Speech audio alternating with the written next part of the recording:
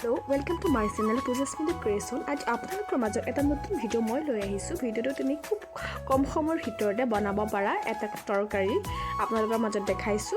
বেছি বস্তু নালাগে, সয়াবিন, বিলাহী, নহৰু, অকমান ধুইলে কিবা মছলা দি পেলাই আপুনি খুব কম সময়ৰ ভিতৰতে বনাব পাৰি, খাব পাৰিব ৰুটিৰ লগত।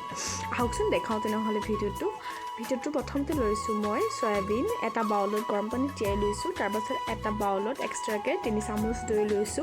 তাত অকমান হালধি মানে 1 চামুচ আপোনাৰ হালধি আৰু লগত ইয়াৰ লগত মছলা লম ৰেড চিলি, কাশ্মীৰী ধনিয়া, গৰম মছলা, মানে যিখিনি মছলা লাগে সেইখিনি মছলা অলপকৈ মানে আচামুচকে লৈ লৈছো প্ৰত্যেকৰে। এচামুচ দি পেলাই আপোনাৰ গোটেইখিনি মিক্স কৰি পেলাম। দৈ আৰু হালধি আৰু মছলাখিনিৰ লগত এটা মিক্স কৰি যিটো ক্ৰিমি নিচিনা এটা ওলাব, গ্ৰেভি হয় আৰু তেনেকৈ ওলাব, সেইটো আকৌ বনাই পেলাই এটা বাউলত লৈ ল'ম। আৰু যিখিনি আমি সয়াবিন যে থৈছিলোঁ, গৰম পানী দি থৈছিলোঁ, তিয়াই থৈছিলোঁ, সেই সয়াবিনখিনি টুকি পেলাই আপোনাৰ তাত এই গ্ৰেভিখিনিৰ লগত মানে ক্ৰিমিখিনিৰ লগত সানি দিম। আৰু ইয়াৰ লগত খালি 1 চামুচ আপোনালোকে মিঠাতেল দিব হা। মই 1 চামুচ মিঠাতেল লগত এড কৰিছোঁ আপোনাৰ। এনেকৈ মছলাখিনি আৰু দৈখিনি লৈ পেলাই যিটো ক্ৰিমি মানে ভালকৈ মিহলাই ল'ম। মিহলাই লোৱাৰ পিছত এতিয়া সয়াবিনখিনি ইয়াত দি দিম। আপুনি চাই থাকক কেনেকৈ দি দিম। এইখিনি সয়াবিন মই যে কৈছিলোঁ গৰম পানী তিয়াই থৈছিলোঁ, এয়া ছফ্ট হৈছে। এতিয়া মই টুকি পেলাই এতিয়া ইয়াত এইটো বাউলত মই দি দিম।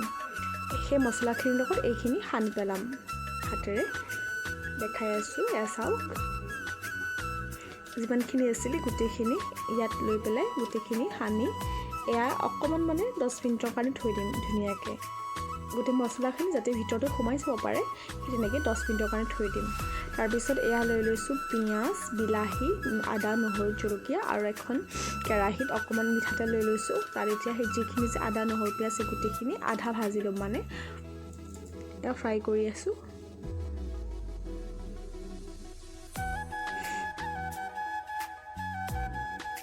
এনেকৈ অলপমান সময় ভাজি ল'ব লাগিব। বেছি টাইম নাভাজোঁ, অলপ টাইম ভাজিম আৰু 5-6 মিনিট ভাজিম আৰু ভাজি পেলাই মিক্সাৰ জাৰত ধুনীয়াকৈ এইখিনি ভৰাই ল'ম আধা ভাজি পেলাই।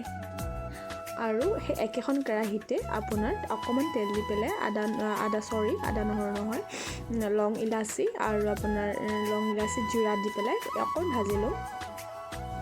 আৰু যিখিনি যে মিক্সাৰত মানে গ্ৰাইণ্ড কৰিছিলোঁ সেইখিনি আপোনাৰ এতিয়া গ্ৰেভিখিনি কেৰাহীটোত দি দিম।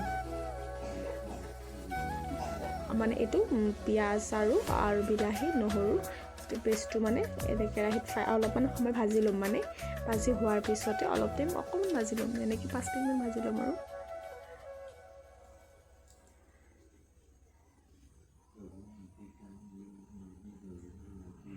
এই ভজা হোৱাৰ পিছত আমি যে থৈ দিছোঁ 10 মিনিটৰ কাৰণে যিটো সয়াবিনৰ গোটেই সেইখিনি ইয়াত গোটেইখিনি এতিয়া মিক্স কৰি ফ্ৰাই কৰি থাকিম। এতিয়া এনেকৈ ফ্ৰাই কৰি অলপ টাইম ভাজি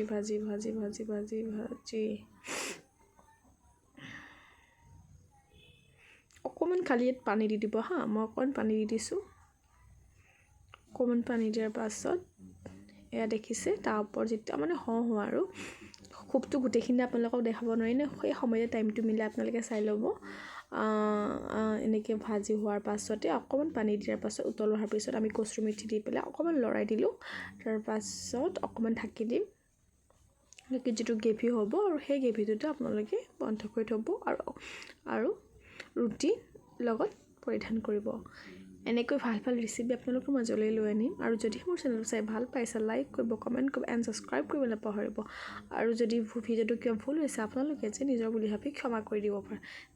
ধন্যবাদ, থেংক ইউ।